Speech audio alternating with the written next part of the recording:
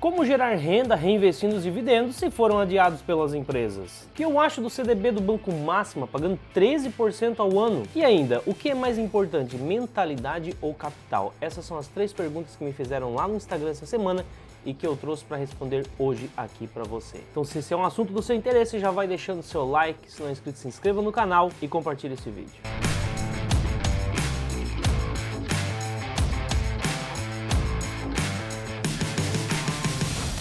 Fala galera, meu nome é Leandro Cabral, esse aqui é o canal 500 Pratas, um canal feito para ajudar você, investidor. Todos os sábados às 9 horas da manhã eu venho aqui responder algumas perguntas que me fazem lá no Instagram. Se você ainda não me segue no Instagram, eu recomendo que você me siga. Todos os dias eu estou lá respondendo as dúvidas da galera, tá? Então eu vou deixar aqui embaixo, é Leandro 500 Pratas. Vai lá, deixa a sua dúvida que eu também irei responder.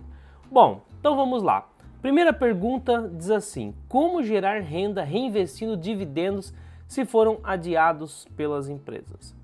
Bom, gente, o que nós temos que entender nesse momento é que estamos passando por um momento especial, né? Não é sempre que isso acontece, é uma crise, ainda mais que foi uma crise inesperada aí, gerada por um vírus, né?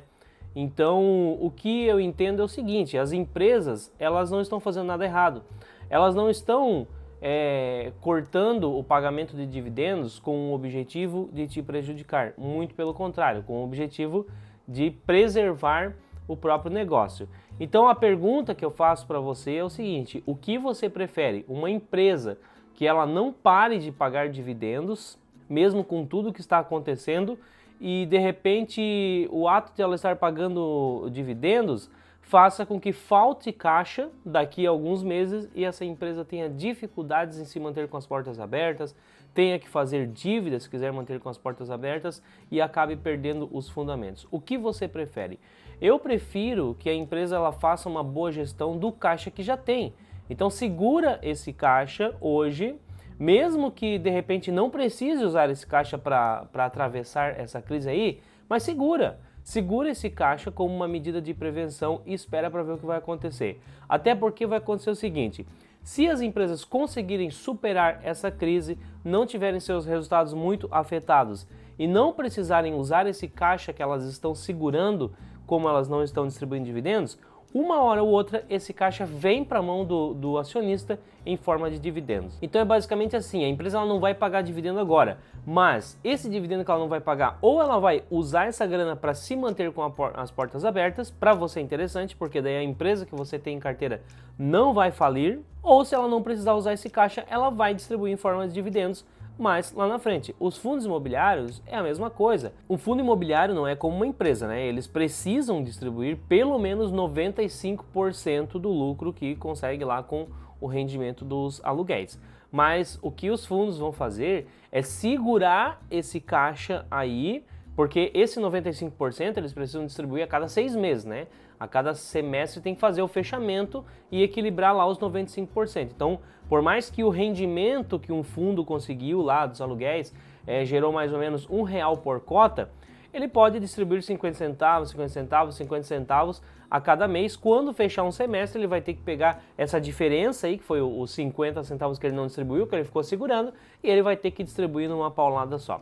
É por isso que tem fundos imobiliários que você vai olhar o histórico de pagamentos, aí ele tem lá todos os meses lá, vamos dizer, 70 centavos, 70 centavos, 70 centavos, e aí chega um mês que dá um pico, vai lá em 1,50 ou 1,60. Nada mais é do que o ajuste para fechar esses 95. Então o fundo ele pode segurar agora, mas ele acaba tendo que distribuir quando fecha o semestre para fazer o ajuste. Enfim, a gente tem que entender que não adianta eu querer dividendo e correr o risco de a empresa que você tem em carteira quebrar por conta disso. Eu prefiro que elas não paguem agora, mas se mantenham vivas e voltem a me pagar quando tudo isso passar. A próxima pergunta diz assim: o que acha do CDB do Banco Máxima, pagando 13% ao ano? Bom, a frase que eu digo aqui é o seguinte, né? Não existe almoço grátis. Então, sempre que tem alguém que está pagando, algum banco está pagando um CDB muito acima da média, tem um motivo para isso. O motivo geralmente é que esse banco não está conseguindo captar recursos. Nesse momento que a gente está passando, é natural que as empresas elas entrem com um pedido de crédito. As empresas estão fazendo dívida. Por que elas estão fazendo dívida? Já estão enroladas? Não, porque elas querem ter caixa na mão para suportar a crise que está chegando aí. Como essas empresas estão fazendo dívida para ter caixa, parte dessas dívidas elas pegam de quem? Pegam com o banco, né? Mas o banco ele tem dinheiro, da onde que vem o dinheiro do banco? O dinheiro do banco vem dos investidores, através do CDB. Então, como os bancos estão tendo pedido de crédito aí, eles precisam captar recursos e eles vão oferecer melhores rendimentos nos seus CDBs para que consigam captar recursos. Só que aí é claro que o mercado ele tem a sua escassez, né? Não tem tanto dinheiro disponível assim, não tem tantos investidores, até porque nesse momento é o contrário, a gente está tendo resgates, porque tem pessoas com salários reduzidos, então acabam resgatando suas aplicações para bancar ali o seu custo de vida, né? E com isso o banco fica com falta de caixa e acaba tendo que aumentar o rendimento oferecido pelos seus CDBs aí para que consiga captar recursos. Só que aí inicia-se uma briga aí, né? Até o próprio Itaú, que sempre pagou lá 60%, 70% do CDI, tá com o CDB lá pagando 100% do CDI, quem diria, né? Mas isso é o quê? É a briga para captar dinheiro. Agora, é óbvio que quanto mais o banco paga, mais significa que o mercado, os investidores, não estão querendo botar dinheiro na mão daquele banco. Então a solução para ele é aumentar o rendimento que ele está oferecendo para que coloque o dinheiro na mão dele. Agora, por que os investidores não estão querendo colocar o dinheiro na mão desse banco, fazendo com que ele tenha que aumentar tanto assim o rendimento que ele oferece? É o risco, né? Então, se eu tenho um Itaú da vida me pagando 100% CDI, por que eu vou colocar num banco pequeno um investimento que também paga 100% CDI? Não, né? Para ter o mesmo rendimento, eu prefiro o Itaú, que é mais seguro. Então, a única solução para que esse banco pequeno consiga o meu dinheiro é que ele me pague 130, 150, 200% CDI. É a única solução, porque do contrário eu vou optar por bancos maiores e mais seguros. Então, não existe almoço grátis. Se o rendimento que esse banco oferece é tão acima dos outros, é porque o risco dele é maior. A outra pergunta diz assim: o mais importante é mentalidade ou capital? E o que eu digo é o seguinte, meio a meio. Porque vamos lá, se você tem um capital formado, imagina que você já tem R$1 milhão, mas você não tem uma mentalidade de investidor, você não conhece o seu perfil de investidor, você não tem uma estratégia de investimento, não adianta.